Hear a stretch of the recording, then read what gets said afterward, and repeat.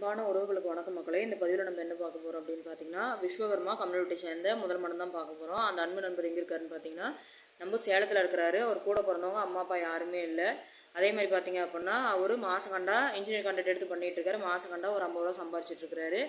அவர் பார்த்தீங்க அப்படின்னா வீடு வந்து வாடகை வீடு தான், சொந்த வீடுலாம் கிடையாது. அவர் ஒரு டிகிரி முடிச்சிருக்கிறாரு. அவர் வந்து எந்த மாதிரி வரணும் எதிர்பார்க்குறாரு அப்படின்னு பார்த்தீங்கன்னா, குடும்ப பாங்கான பொண்ணு தான் கேட்குறாரு. அவருக்கு 40 வயசு இப்போ நடப்பு இருந்துட்டு இருக்கு. ஏன்னா 40 வயசு அப்படிங்கிறனால விதவைங்களாக இருந்தாலும் பரவாயில்ல, கணவனால் கைவிடப்பட்டவங்களாக இருந்தாலும் பரவாயில்ல, குழந்தைங்க இருந்தாலும் நாங்கள் ஏற்றுக்கிறோம் அப்படிங்கிற மாதிரி தான் அவர் சொல்லியிருக்காரு.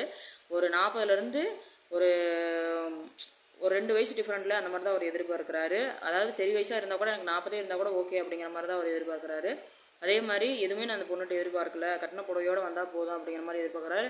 அவர் வந்து என்ன படிச்சிருக்கணும்னு எதிர்பார்க்குறாருன்னா, ஒரு 8வது படிச்சிருந்தா கூட போதும், வேறெல்லாம் நான் எதுவுமே எதிர்பார்க்கல அப்படிங்கிற மாதிரி கேட்குறாரு. அதே மாதிரி பார்த்தீங்க அப்படின்னா, அவங்க வந்து இங்கே பொண்ணு எங்கே இருக்காங்களோ அந்த வீட்டுக்கே அங்கேயே வந்துட்டாலும் ஓகே, இல்லை நாங்கள் இருக்கிற இடத்துக்கு அந்த பொண்ணு வந்தாலும் ஓகே அப்படிங்கிற மாதிரி தான் அவர் எதிர்பார்க்குறாரு.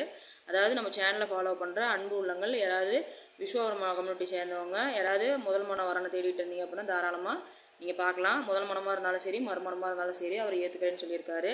இந்த வாய்ப்பு கொடுத்த மக்களுக்கு நன்றி, வணக்கம்.